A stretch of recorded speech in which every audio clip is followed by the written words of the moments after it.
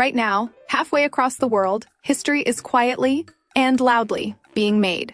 You've seen the teasers. You've seen the cryptic Instagram stories. But what you are about to see today is something that 99.9% of the world will never get to experience in person. Lisa of BLACKPINK hasn't just launched her own management company. She has built an empire. And to celebrate, she's erected a fortress right in the beating heart of her home country, Bangkok, Thailand. This isn't just a pop-up shop. It's an immersive sensory overload. It is the physical manifestation of her new brand, LLOUD.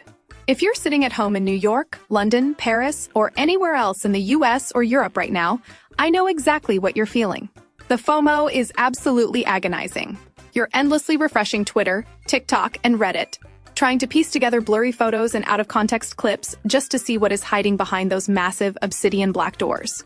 Well, you can stop refreshing. Because today, we've got the ultimate exclusive inside access.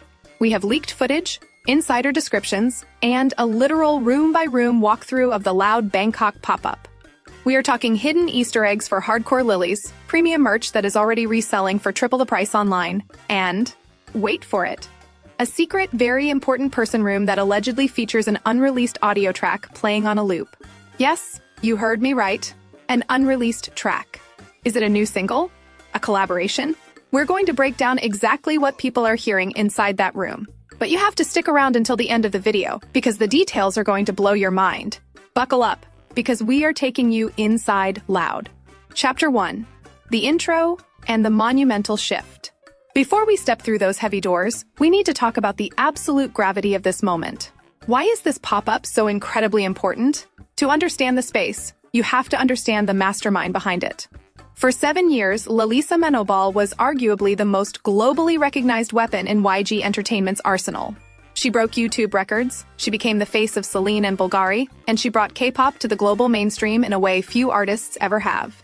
But earlier this year, everything changed. Lisa announced the launch of LLOUD, her very own artist management company. She wasn't just an idol anymore. She was the CEO. She was the boss. And in a masterstroke of PR and personal branding, she didn't launch her first major physical event in Seoul, South Korea. She didn't launch it in Los Angeles or Paris, despite her massive ties to those fashion and entertainment capitals. She brought it home. She chose Bangkok. This is a monumental milestone in K-pop history because it signals a definitive shift. Lisa is explicitly telling the industry, I dictate my terms, I honor my roots, and my home base is wherever I say it is. By planting the LLOUD flag in Thailand first, she generated an unprecedented level of national pride and global intrigue. It's a statement of autonomy. And because it's so far away from her Western fan base, the mystery surrounding the event has only skyrocketed. The scarcity is real. So, let's not waste another second. Let's walk up to the venue. Chapter 2. The Exterior and Atmosphere. Picture this. It's 95 degrees Fahrenheit in Bangkok. The humidity is thick, but the energy is absolutely electric. As you approach the plaza, the first thing you notice isn't the building itself. It's the sheer scale of the crowd. People have been camping out since 4 a.m., and we aren't just talking about teenagers. We are talking about high-fashion influencers, European tourists who literally booked flights just for this week, and local Thai celebrities all waiting in the same line. The dress code among the fans? Strictly superstar chic. It's like a Fashion Week runway outside. Now, look at the exterior of the pop-up. It is a masterclass in brutalist architecture mixed with futuristic luxury. There are no transparent glass windows showing off the merchandise inside. Lisa doesn't want window shoppers. She wants to create an enigma. The exterior is constructed from matte black metallic panels and raw polished concrete. It looks less like a merch store and more like a high-security vault for a billionaire. Above the entrance, a massive, monolithic LED screen wraps around the building, looping hyper-stylized, high-definition 3D animations of the LLOUD logo morphing into liquid metal, shattered glass, and starry nebulas. It's hypnotic. As you finally make it to the front of the line, the security guards, dressed impeccably in custom all-black suits, scan your digital RSVP. You are handed a heavy, matte black wristband embossed with silver foil. You can feel the heavy bass vibrating through the pavement beneath your sneakers. The heavy metallic doors slide open. A blast of sub-zero air conditioning hits you, a stark contrast to the Bangkok heat, and you step inside. Chapter 3. The Secret Interior and Easter Eggs. Welcome to the mind of Lalisa. The interior of the LLOUD pop-up isn't just one large room with clothing racks. It is a meticulously designed labyrinth, separated into distinct thematic zones that represent her past, her present, and her future. The first zone you enter is being referred to by insiders as the Origin Room. It's an infinity mirror maze. Everywhere you look, you see reflections of yourself mixed with subtle, glowing LED text integrated into the floor and ceiling. But here is where the hardcore lilies and blinks are losing their minds. If you look closely at the scrolling text, it's not just random code. It's a series of hidden Easter eggs. You can spot the exact latitude and longitude coordinates of Buriram, Thailand, Lisa's birthplace. You can see the sequence 19,970,327, her birth date. It's a subtle, deeply personal touch that proves Lisa had her hands on every single detail of this design. You move through an archway, and the vibe completely flips. You enter the Rockstar Era room. The lighting shifts to harsh, brilliant white and flashing strobes. The walls look like padded silver foil, reminiscent of high-end recording studios mixed with a spaceship interior. This room is essentially a museum of her current era. Arranged in the center of the room, enclosed in bulletproof-style glass cases, are the actual screen-worn outfits and props from her recent music videos. Yes, the actual star-shaped guitar is here. The silver boots are here. The level of detail allows fans to see the stitching, the scuffs, and the reality behind the glitz of the music video. But hold on, because the sleuths on Kpop Twitter noticed something insane in this room. Projected onto the ceiling in a very jagged, stylized font are phrases in English. But they aren't lyrics to Rockstar. They aren't lyrics to Money or Lalisa. Fans have transcribed the ceiling projections, and they read, "I set the rules, I break the cage, I own the stage." These are completely unknown lyrics. Is this a tease for her next single? A manifesto for LLOUD? Knowing Lisa, nothing is placed by accident. Everything is a calculated breadcrumb. Chapter 4. Exclusive Merch Breakdown. Of course, you can't have a pop-up without merchandise, but to call this merch is almost an insult to the craftsmanship on display. This is a capsule fashion collection. Lisa's deep ties to luxury houses like Celine, Bulgari, and Louis Vuitton have clearly influenced her approach to the LLOUD apparel line. Let's break down exactly what people are buying, because the quality is blowing people away. The standout piece is the CEO Heavyweight Hoodie. It comes in a distressed, washed obsidian black. We are talking 500 GSM French terry cotton. For those who aren't fashion nerds, that means this hoodie is incredibly thick, heavy, and drapes perfectly, just like a $1,000 designer piece.